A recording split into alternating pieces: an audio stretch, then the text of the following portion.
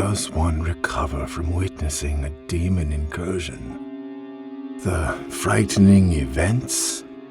I am plagued with the memories of that time, and accompanied by this is every faithful story.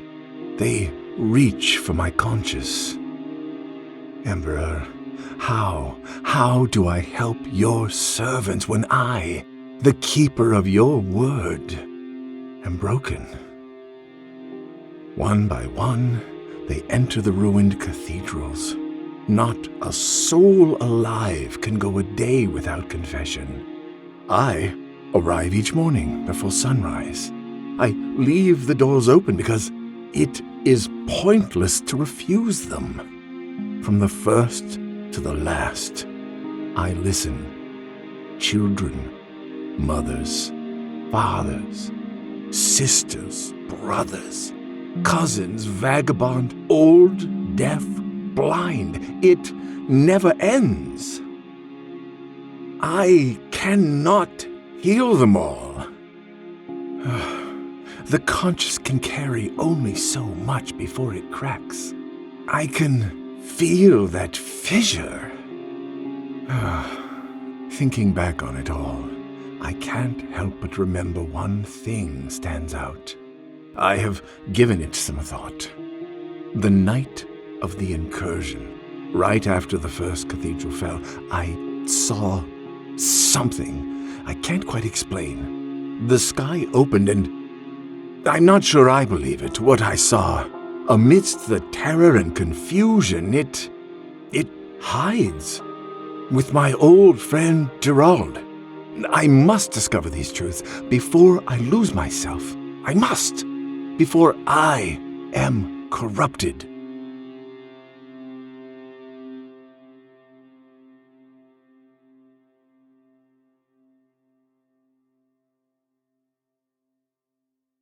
The screen went black.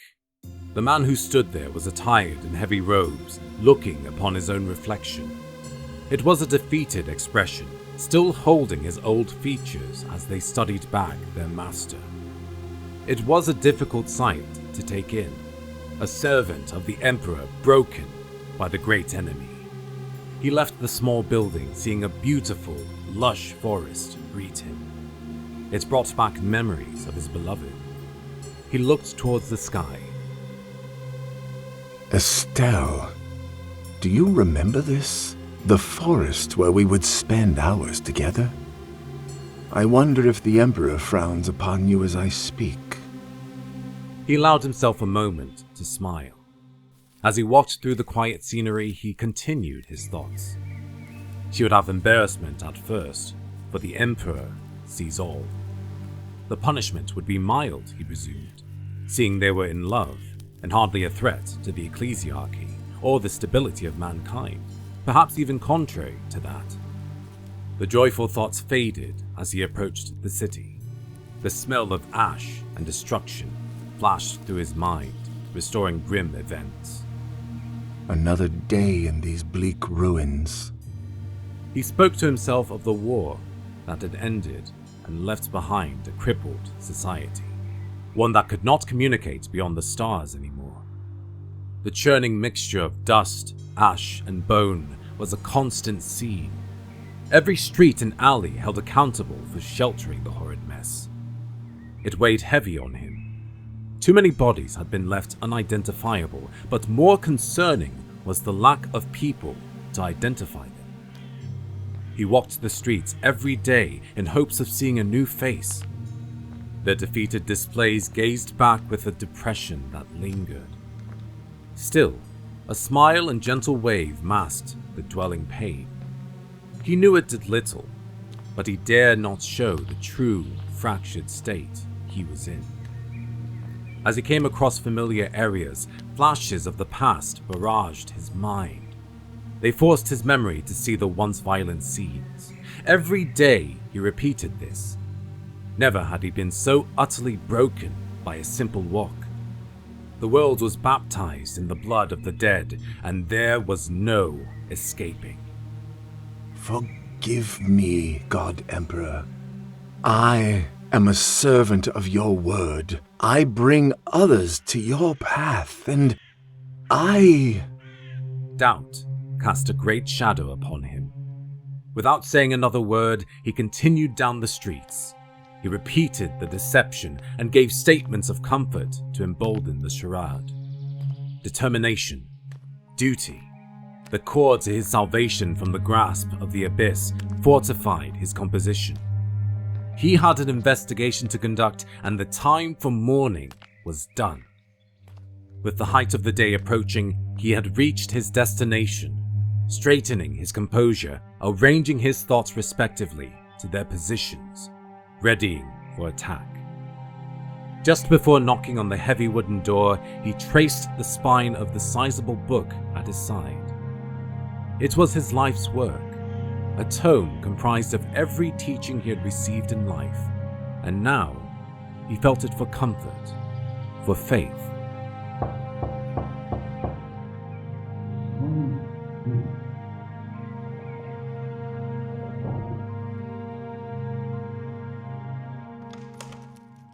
Conrad, what brings your faithful presence on this day at this hour? I was in the area and decided to visit an old friend. Will you allow me a seat at your table? Of course. There is no need to ask. Gerald showed a delighted look. It gave Conrad comfort. It was refreshing to see. The house had suffered. Deep wounds rested within.